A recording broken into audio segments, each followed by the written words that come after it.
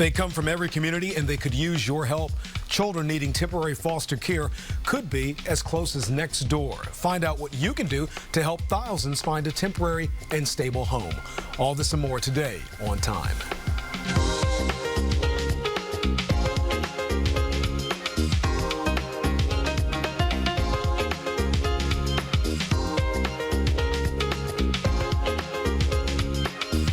Good morning, everybody. I'm Kai Jackson. Welcome to On Time. A variety of unstable home conditions, from child abuse and neglect, can result in children being placed in foster care.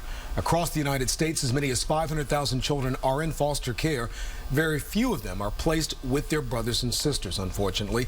The Neighbor to Family program specializes in providing foster care to sibling groups. Joining us this morning is Donna McCarter, the Neighbor to Family Executive Director of the Baltimore office, and Mrs. Frances Williams, who is representing the Lindsay siblings, this year's Sibling of the Year honoree. Welcome back, Mrs. McCarter, and welcome back, Mrs. Williams. Good to have you here. Thank How are you so you? much for having us. Good morning. Yeah, good morning. So let's talk about the Neighbor to Family program. How does this program work? Neighbor to Family is a sibling foster care program. We're a national program, and we've been in the Baltimore area since 2003. And we have a contract with the state of Maryland to provide foster care to children, sibling groups who need a home. And so we go out and we recruit foster parents who are willing to work with siblings, to the whole aim of keeping siblings together. How important is that? It's more important than anything that you can believe. Studies show that children who are adopted, and once they grow up and you try to find your family, your birth family, studies show that more children try to find their siblings than they do their birth parents. So it's really important. Wow. The sibling bond is, there's no word that can describe the sibling bond. The sibling bond is quintessential in any family. Yeah. Wow. Mrs. Williams, what would you add to that as one who has siblings and one who's a senior? Do you agree with that? Oh, 100% and more. I think that a strong family has to have a bond between the siblings, because siblings produce children and they have to bond. You have to pass it on, and that's how you create strong adults, you know, and supportive family. You have to be there for one another. Right. And when you keep siblings together, that's how you keep families together, because they start the family, you know. The legacy goes on and on, generation to generation. Well, you certainly have a legacy. You have a legacy that we're connected with here at WJZ. We want to share that with everybody. You are the mom of meteorologist Tim Williams, who happens to be my good friend. And but that's not the reason why you're here today. No, I'm here today because of the beginning. Before Tim, there was a couple, Wallace and Mary, who were married in 1905. Okay. And who produced 5 children, whose middle girl was my mother and Tim's grandmother. Okay. And that was Mary. And Mary Hall Lindsay, my grandmother's maiden name was Hall. Right. So that's my beginning, and we have a structure because Mary passed at 57. Okay. And she had remarried when she was 40 and had twins. Mm-hmm. And we already had my sister and I, Ella. We are 3 years apart. Okay. But then when the twins came, that made us quite a distance. They are 17 years younger than I am. Okay. And that was the bond that I really cherished, because when my mother passed, they were still in high school. Right. And now you're being awarded, Mrs. Williams, for what?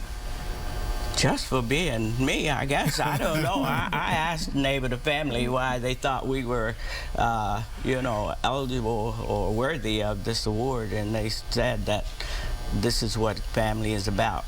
Ella and I were intent on keeping Mary and Ruth as close to us as we could. Their father was still alive. Okay. But he remarried, and you know, sometimes with 2 families it doesn't work too well. Right. So we worked on keeping Mary and Ruth a part of us. I don't see anything called half sisters or half brothers. Yes. We're all brothers and sisters when we were born into the same family. So absolutely. that was not an issue.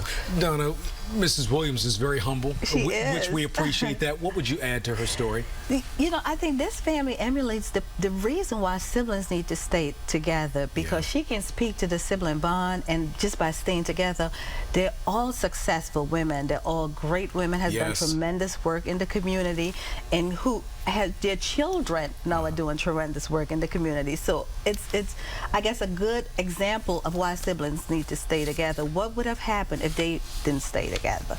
Tim wouldn't have been here. Yeah, well, and it's funny because Tim always talks about his aunts and how strong that family bond is. It starts with his mother because that's the nexus of his world and his family, but then it emulates out around the other family members. Right. So how do you choose the children that you help in the foster care program? How does that come about? Because I think we're going to have people watching our show today who wonder how that component works.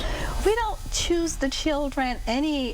When children come into foster care, we're the only program that I know of in Maryland that focuses on keeping siblings together in foster care. So when sibling groups come into foster care and there's a need for a home for a sibling group, they call us, and then we place the children in the home, and our responsibility then is to keep up the home, make sure the children are safe, that all of their needs are being met, and that they're cared for. So we don't, any sibling group that needs a home, they will call us and we will place them in a home.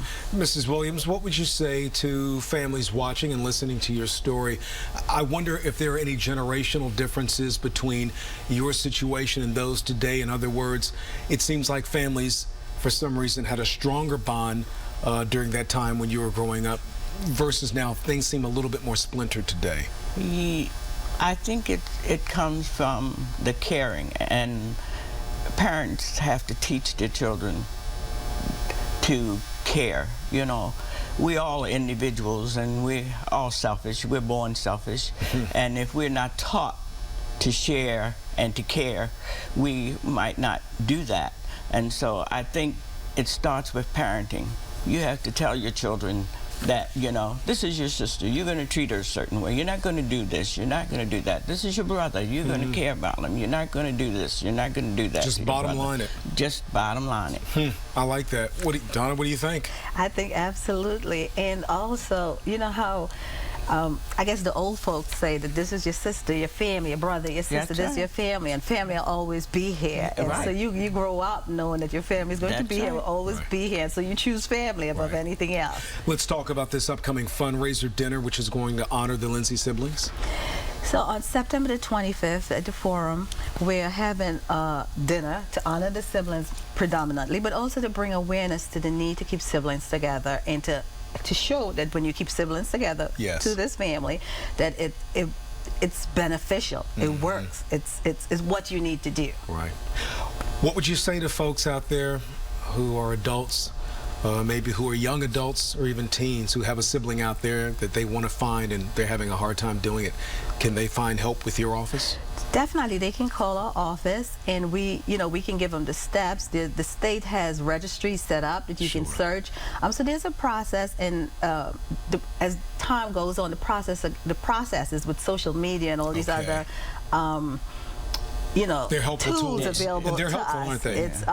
It's so you can find your siblings much easier than you could 10 years ago. And you would encourage it, Miss Williams, if somebody out there wants to do that? Oh, definitely, definitely. I mean, you hear stories all the time, even, you know, like twins or triplets. They found out they had another one. Somebody saw somebody look just like you. Well, I wouldn't do that because everybody looks like me anymore. Somebody's telling me, you look so familiar. But sure, I think that if you find a sibling, it would mean a whole lot to your lifestyle, especially if you don't have family. There are a lot of people who don't have family. And I can sympathize with them, because without my family, you know, I would be nothing. Where would any of us be? Where would any of us be? We need the love and support that God gives you through the family. The world began with family. Absolutely. Well, thank you for coming on today, Frances Williams, Tim's mother, my second mom. I'll mention that to everybody. And Donna McCarter, thank you for coming back. We appreciate that as well. Having us. We appreciate it. It's good to have you back too, Mrs. Williams. Absolutely. Thank you. Once again, you can support the work of Neighbor to Family by attending the Siblings of the Year dinner. That takes place September 25th at the Forum Caterers. For tickets, call this number, 410-496-8151, or go to neighbortofamily.org.